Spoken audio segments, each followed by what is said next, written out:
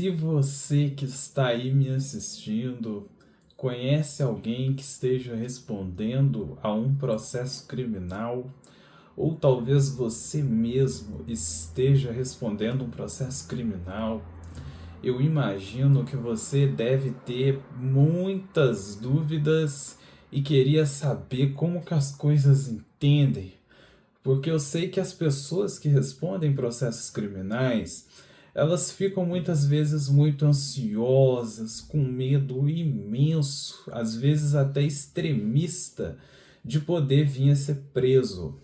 E você não sabe como é que funciona as provas, porque a prova, ela é a informação mais importante do processo que vai pesar sobre o julgamento dele. E no vídeo de hoje eu trouxe aqui para vocês uma descodificação de como que funciona essa burocracia da justiça de uma forma muito simples. Olha o tamanho aqui deste livro que eu estou trazendo aqui para você poder ver.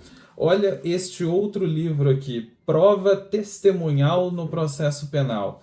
Fiquem comigo no vídeo de hoje, pois nós vamos falar sobre este assunto.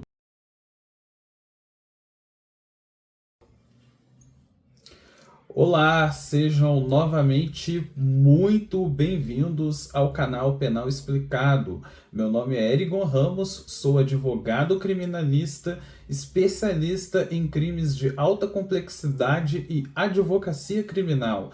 E no assunto do vídeo de hoje, nós vamos falar sobre as provas. Quais são os tipos de provas mais utilizadas pelos ministérios públicos do Brasil para pedir condenação de pessoas acusadas em processos criminais. Mas antes de começar o assunto do vídeo de hoje, eu gostaria de deixar bem claro que eu tenho imenso respeito pela instituição do Ministério Público e de esclarecer que todos os assuntos que nós tratamos aqui no nosso canal são variados de conteúdos educativos e informativos que não tem qualquer proposta de pregar ódio ou de falar mal de qualquer instituição pública, que é sim muito importante para o desenvolvimento do nosso país. Eu deixo claro aqui a minha relação de respeito e informar novamente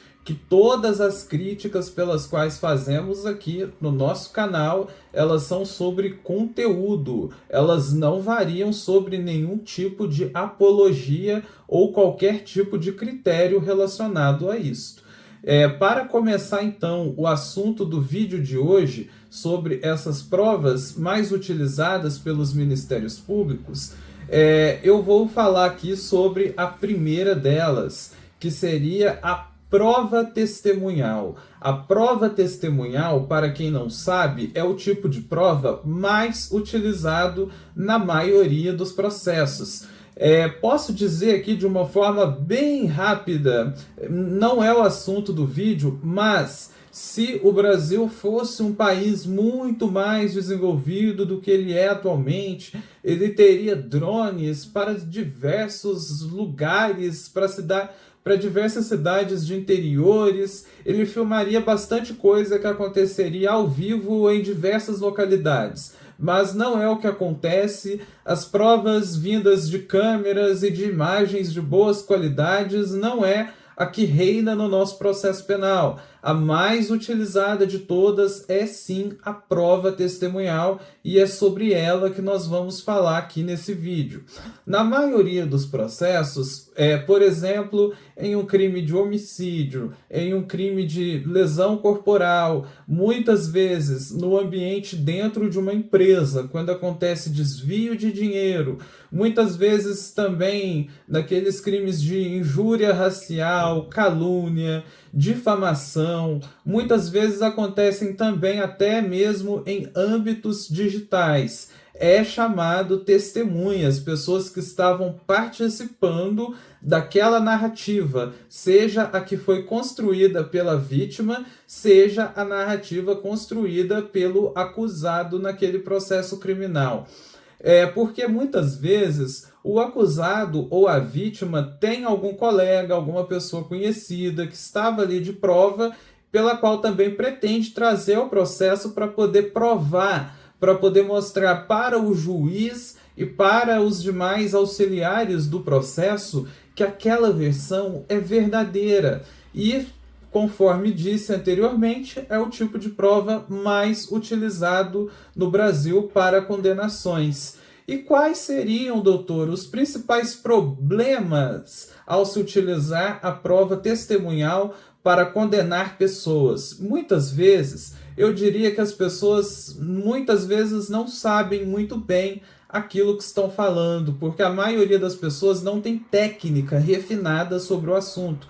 É muito comum que aconteçam situações que as pessoas digam que ouviu uma determinada coisa, mas ela viu de fato. Mas às vezes a cena foi tão assustadora que ela não conseguiu olhar, mas ela estava ali e ela de fato chegou a ver, mas causou uma memória que ela não gostou e acabou que ela não se lembrou, mas a emoção dela é capaz de captar o áudio. Às vezes a pessoa ela tem uma memória melhor pela própria visão e pouco pelo áudio. E é muito comum também que as pessoas, em muitas audiências, confundam o aspecto da mentira com o aspecto da falsidade. Porque quando você está sendo falso, é quando você viu alguma coisa que você está contando ali naquele momento da audiência outra história. E quando você está sendo sincero, você está contando aquilo que você acredita que você viu, você pode não se lembrar bem, mas você está sendo tão sincero e tão honesto consigo mesmo que você acredita que aquilo que você está falando é a verdade. É parecido comigo te perguntar, na Copa do Mundo de 2006, caso você já tivesse nascido e já fosse uma pessoa maior de idade, você estava com a blusa da camiseta da seleção amarela ou com a azul? É possível que você diga que seja com a azul e alguém te mostre que você estava com a amarela, mas você falou com sinceridade, você não falou com falsidade. Então, na justiça, existe uma certa apologia feito até mesmo para estes conceitos. E é muito importante que as defesas nos processos criminais saibam controlar muito bem aquilo que está sendo dito, no momento que está sendo dito, para que, se for necessário, façam as perguntas corretas para que uma falsidade ou então para que uma mentira de fato não possa ser detectada e possa condenar uma pessoa pela qual responde a um processo criminal. O que nos faz avançar aqui para o nosso próximo tópico: exame de corpo de delito e perícias. O exame de corpo de delito é uma das provas técnicas mais relevantes para os processos criminais. Quando o delegado pega, por exemplo, um exame de corpo de delito, é muito comum que nesse exame consiga identificar através dele qual que foi a modalidade que o crime aconteceu. Muitas vezes o próprio local do crime dá uma força para esse exame de corpo de delito. No exame de corpo de delito, é muito comum também que se consiga detectar a gravidade com a qual a pessoa sofreu aquela lesão. Saber qual a gravidade que foi que a pessoa sofreu aquela lesão, muitas vezes serve como prova para qualificar aquele crime, para aumentar ainda mais a quantidade de pena que aquela pessoa vai ter. Por exemplo, se o crime veio de uma facada que quase chegou próximo da região do coração, quase matou aquela pessoa, é muito comum que a acusação vá pedir que foi cometido um crime qualificado com emprego de arma branca. No direito se diz arma branca, mas na prática isso pode ser um canivete, isso pode ser propriamente uma faca, um garfo metálico com força suficiente para matar uma pessoa. É um dos tipos de prova que pode ser utilizado e que está dentro do conceito das provas periciais, que também pode ser um exame de corpo de delito. Outro tipo de prova pericial muito utilizada principalmente em crimes que envolvem a morte de uma pessoa é o exame de local dos fatos. O exame de local dos fatos, ele mostra, por exemplo, se o crime aconteceu próximo a uma montanha, neste exame vai mostrar que a pessoa estava bem viva até uma parte da montanha, mas quando já estava lá embaixo da montanha, a pessoa com a qual estaria brigando com outra já teria apanhado muito. Significa que esse exame ele pode pegar manchas de sangue na escalada daquela montanha. Ou também, por modo de dizer, qualquer lugar serve. Como, por exemplo, a escada de um prédio, onde foi flagrado, por exemplo, uma briga entre as pessoas. Veio sangue no corredor, sangue nas escadas. O exame de local dos fatos é o exame que vai mostrar esse tipo de prova. E já não seria, por exemplo, o exame de corpo de delito. A prova pericial ela não se restringe somente a crimes de homicídio, por exemplo. Existem outras espécies, como, por exemplo, uma auditoria feita em uma empresa, solicitada pelo juiz, talvez, para poder fazer aquela perícia contábil para provar desvios de dinheiro para fins de lavagem de dinheiro. Então, só para vocês terem uma ideia, as provas periciais elas são o tipo de prova mais relevante e também sendo uma prova técnica utilizada em processos criminais. E aqui vale fazer algumas ressalvas. O perito que faz a análise dessas provas nunca pode colocar a opinião dele próprio na conclusão do exame desta perícia, pois isto serve como motivo para se anular uma prova pericial. A prova pericial ela tem que ser somente muito técnica. E muitas vezes a defesa precisa contratar assistente técnico, por exemplo, um psicólogo, para avaliar o laudo psicológico de uma pessoa naqueles crimes que envolvem, por exemplo, atividade sexual. Porque muitas vezes o advogado ele não tem condição técnica para poder fazer sozinho uma análise de toda uma prova técnica. E aí se submete a um assistente técnico terceiro, que não é aquele da justiça, para poder trazer uma outra análise. E o trabalho deste assistente técnico também é muito utilizado no momento em que está fazendo a perícia, nos casos em que isso é possível. Porque o assistente técnico ele pode trazer perguntas que ele mesmo elaborou para que a perícia trazida pela própria justiça não venha com falhas ou não venha tendenciosa. Porque muitas vezes isso acontece e essa prova é a que vai ser utilizada para poder condenar a pessoa que responde a todo um processo criminal. Um outro tipo aqui de prova é também uma prova que a gente já trouxe aqui em outro vídeo, que eu vou fazer questão de deixar aqui um card sobre como é que funciona, como que a polícia investiga grandes quadrilhas. Eu vou deixar um card aqui do lado para vocês poderem assistir depois este vídeo. E aqui nós vamos falar então sobre a interceptação telefônica. Naqueles crimes em que são mais complexos, em que a polícia precisa investigar toda uma organização criminosa, em que se ela fizer, por exemplo, atividade de campana, que é aquela que ela fica em um determinado local esperando a pessoa, por exemplo, pegar uma droga, receber uma droga ou entregar alguma mercadoria que seja em algum lugar, por exemplo. Sabe-se que muitas vezes por essa simples via não vai conseguir. E sabe que está acontecendo aí uma lavagem de dinheiro muito grande em um determinado local. E aí a polícia vai se utilizar da interceptação telefônica. Ela vai fazer uma quebra desses dados para que ao vivo ela possa ver o que outras pessoas andam conversando para que ela possa investigar crimes. Só que essas provas também têm os seus riscos.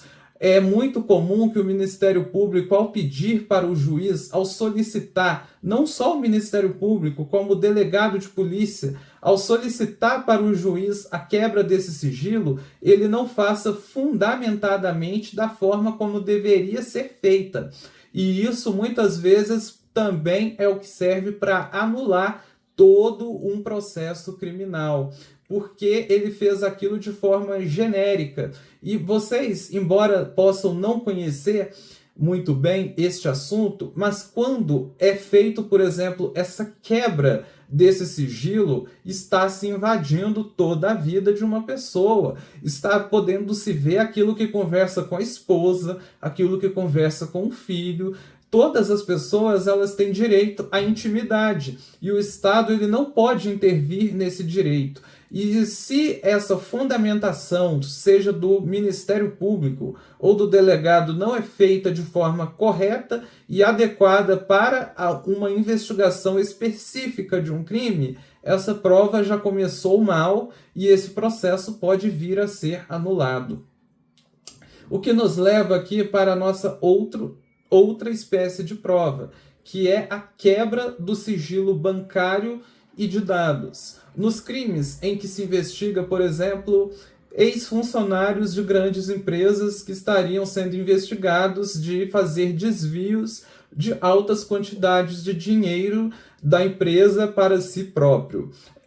São crimes que muitas vezes a polícia não vai conseguir investigar só pelo que ela sabe daqueles supostos investigados trazidos pela empresa. E neste sentido, é muito especial que as empresas tenham em seus controles internos programas de compliance, que significam pessoas, mecanismos também que são seguros para que pessoas da empresa possam fazer denúncias sobre algo que esteja acontecendo, sobre algo que não esteja gostando, sobre algo errado que esteja acontecendo da empresa, porque empresas que têm muitos funcionários, alta carga de pessoas entrando e saindo de estabelecimentos o tempo inteiro, não se consiga fazer também um ótimo e excelente controle sobre os recursos financeiros e patrimoniais da empresa. E muitas vezes acaba tendo certos desvios nessas áreas. E quando não se tem um compliance, é quase certo que os meios que a polícia vai ter para investigar esses crimes sejam aqueles que firam mais o direito à intimidade da pessoa que está sendo investigada. E nesse tipo de crime, o delegado muitas vezes vai ter que solicitar para o Ministério Público, para que o Ministério Público possa solicitar ao juiz a quebra de sigilo bancário daquela pessoa que está sendo investigada. E com isso pode-se saber que essa pessoa, enquanto esteve na empresa, tinha dinheiro passando pela própria conta, pelo qual não se sabe como é que isso aconteceu, suspeitando-se que pode ser dinheiro da empresa. E assim, muitas vezes, costumam nascer investigações de estelionato. Outro tipo de prova que é muito utilizado, que pode ser também muito bem questionado, são os métodos que os peritos utilizam para fazer essas perícias. Isso tem que ser muitas vezes questionado por assistentes técnicos, conforme foi dito anteriormente. Pessoal, o assunto do nosso vídeo de hoje é este mesmo. E se você gostou deste assunto, eu peço para que você deixe o seu like, para que você se inscreva no nosso canal, para que você aperte aí no nosso sininho para você não perder nenhum assunto sempre que a gente fizer um vídeo novo. E eu tenho gostado muito de ver por aí os comentários que eu tenho visto de vocês, elogiando a didática que eu utilizo nos vídeos.